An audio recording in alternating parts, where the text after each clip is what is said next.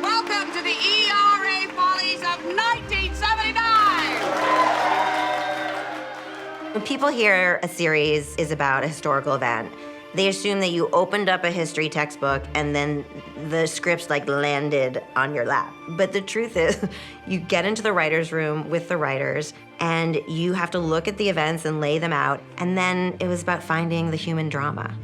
We couldn't take off without asking you if Ron could count on your support. Through painstaking research, Darby was interested in finding a way to bring this really dynamic, exciting period of history that is so relevant to where we are today. If we're going to mobilize more people, we need them to know how truly horrible those livers are. Now, in their own words. That's devious. When I conceived of the series, I conceived of it as spanning 8 years, starting in 1972, when the ERA passes through Congress and is sent to the states, and ending in 1980 with Reagan's election. That felt like the right place to start and finish the series. And the question then was, where along the way? There's so many events, there's so many stories to tell. How do you choose? We finally have a place that's ours, and they're going to ruin it. I've spent almost 10 years in this town. I know what I can get done and what I can't. Something you've never had to learn. We would take things from history and sort of maybe compress time a little bit so that we could tell a whole, complete story.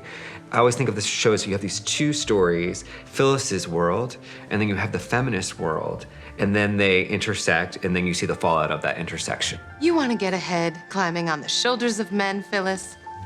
Fine. Just know, they're looking right up your skirt. Whatever side you stood on the issue, it was a space and time when women were activated to use their own agency to create a space for someone like myself. And I think that's a very powerful thing.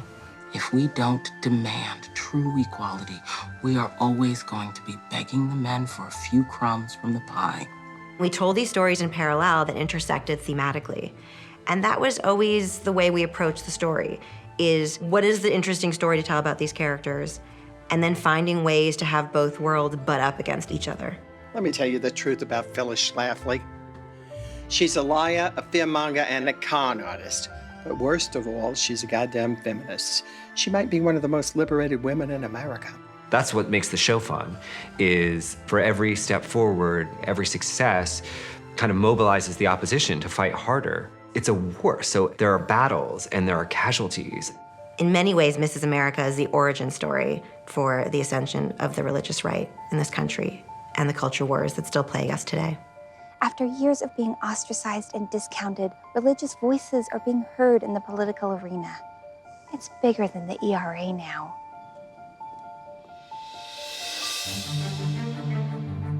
Mrs. America is a show about politics, but on a much deeper level, it's a show about human behavior. I felt it was important to tell the story of how we got to where we are today. Why are we such a polarized country? Everything that's in the headlines of the paper now were the same things that these characters were fighting about 50 years ago, whether it's the Equal Rights Amendment, Roe v. Wade, women in the military, all of these issues. Not that much has changed in 50 years. There's no room for us here now. Reagan in the White House. It's going to turn back 50 years of human progress in this country. Hold the door for the next bunch. The female story in America remains incomplete. A story like this shows us how far we have or have not come. We're no longer a captive audience. The only way we're going to be able to move forward and move forward together, whatever your politics are, is to look at history. The tide is turning against us in Washington. Our movement didn't start in Washington. It's not going to be stopped by it. There's a huge fight, and we have to keep going. Not with anger, but with intelligence and connection and communication and compassion. And no matter how long this revolution may take, there can be no turning back.